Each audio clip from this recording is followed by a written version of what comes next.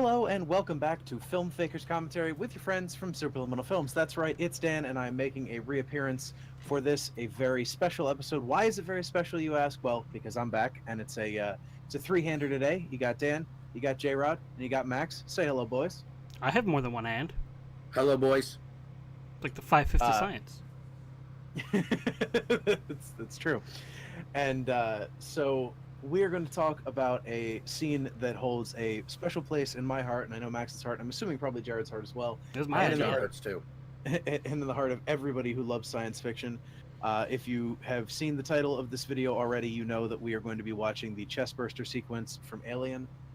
This movie rocks. This scene is amazing. It's one of the greatest scenes in all of science fiction, and we're gonna watch it and we're gonna talk about it because that's what we do here on Filmfaker's Commentary. We have the film queued up to the 45-minute and 54-second mark. Is this a special edition of the DVD, or where are we for Yes, this is release? the quadrilogy disc, or disc set, the 8-disc set, and this is the 2003 special edition. Thank you. So, for those of you who are watching and want to queue up your own copy at the same time code, that is the time code for this particular release. Unfortunately, there are many different releases for this film, so several different releases for this film. But for this one, that's where you want the time code. We are going to end at 49 minutes and 26 seconds. So, about 3.5 minutes. Anything, Max, you would like to say, or Jared, you would like to say before we get into the clip? Yes. Then Well, then say go it. ahead and say it. So I want to do a quick lead in to, because you got to kind of understand why this scene is so good, because just watching the scene doesn't quite do it enough justice. So if you've seen Alien, you know the general plot of Alien. It's that John Hurt goes and explores this planet. They're all space truckers and they get a distress signal, so they go there. He explores it, comes back with this thing attached to his helmet, and there's a huge scene of arguing whether they should let him back on or not with an unknown organism, and he's still alive, and they're arguing that he can be saved versus you don't know what this organism is capable of, and it's a huge battle back and forth, and finally the captain of the ship, Tom Skerritt, Captain Dallas, allows them back on the ship, and now there's this big tense moment of what is this thing, and Ian Holm investigates it, and they're trying to figure out what's going on, what is it capable of, what can it do, and then finally, to the relief of the audience, the face hugger that was on his spacesuit just falls off. So if the thing comes out of his throat, he's all good, he seems back to normal, and they're all kind of sitting down for this dinner. So this is kind of the first real breath of fresh air you've gotten since the movie started. We started off completely confused, and then we started off, now we're terrified of what's going to happen. There's all this tension, and now finally for a minute we can kind of just breathe and see the crew interact like the crew would interact if everything was going normal. Everybody's friendly, happy, and upbeat, and we're going to see a whole bunch of that. But this, like, just on a baseline level, not getting into like allegory about this movie or anything deeper than just what you're seeing and what you're appreciating from a filmmaking perspective, everything is so well and so carefully handled. I mean, like Dan said, the timestamp on this is 45 minutes into the movie, and we've only now just really started getting into what's going on and what we're going to see. And the movie's called Alien, so we just watched the alien die. So what's going to happen? How at 45 minutes in is the titular character dead? It's Yeah. it's pretty neat. So I'm out of things to say now before the clip begins.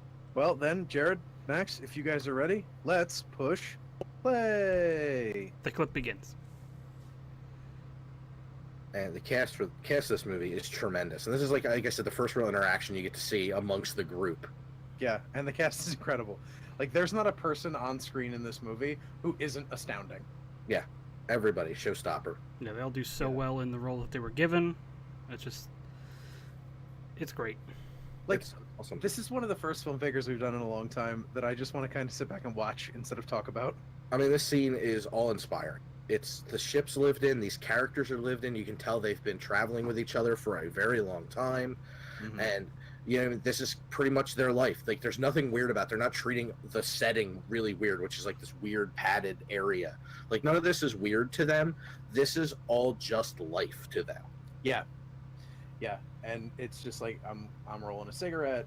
Like, it's just, and it's the way it's shot. It doesn't look it looks normal, despite Right. the fact that we just had a guy come into the ship with some nonsense. Mhm. Like, and speak of the guy, Yeah, I mean your closes are here in wide angles, which is really one of the only ways you're kind of showing off. But you need to see the walls everywhere. You need to see that they're stuck in every time they like look at the scene. They're all kind of cramped up in a room. They were Yeah. just where they were eating. They're always cramped up. They're in this spaceship that is big, but it's also a lot of small spaces within this big craft. Yep, yep. It's great, and it's just so great too because of like, look at how this is framed. Yeah. There's not a person who is the center focus until they do the ECU. Yeah, and it's great because Yaphet is dirtying up the frame on the one side. Yeah. They can't even all fit in the frame. Yeah, yeah. And what's great about it too is like it cuts around so much because you get these closes of reaction. Right. You know, it's one of those like reaction.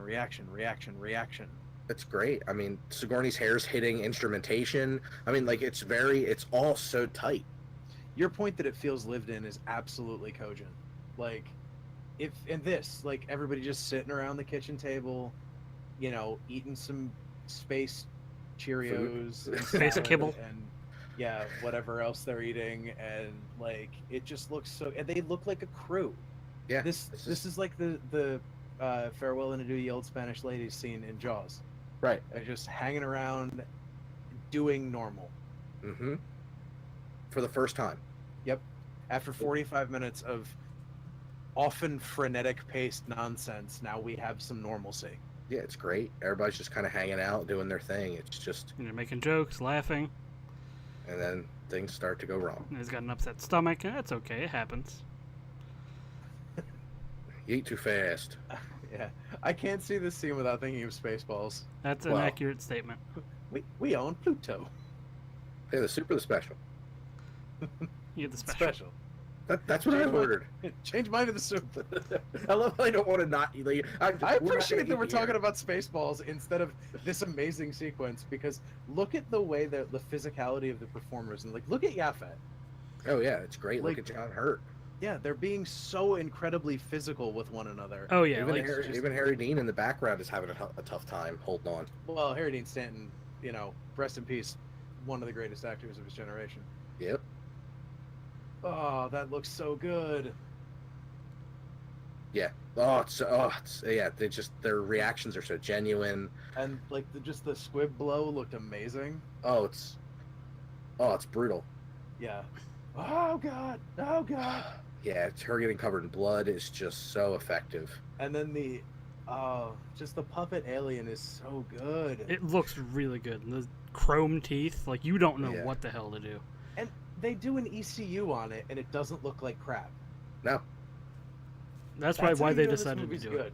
Yeah, they were just like, Mhm. we did a really good job. We're making sure people see it. Yeah, it's unbelievable. I mean, you waited for 50 minutes at this point to get here. Mhm.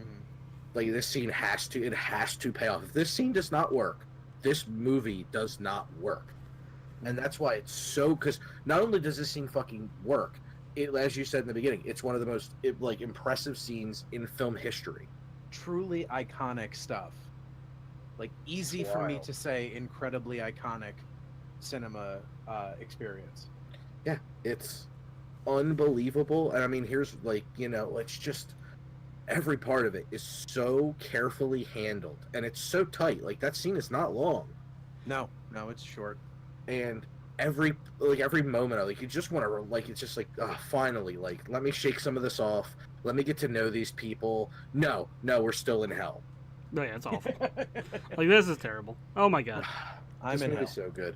Every time people discuss their favorite alien movie, I want to put Aliens, like maybe Aliens is in striking distance, and then I watch Alien and Aliens, and I'm like, no, it's an amazing film, but it doesn't come close to Alien.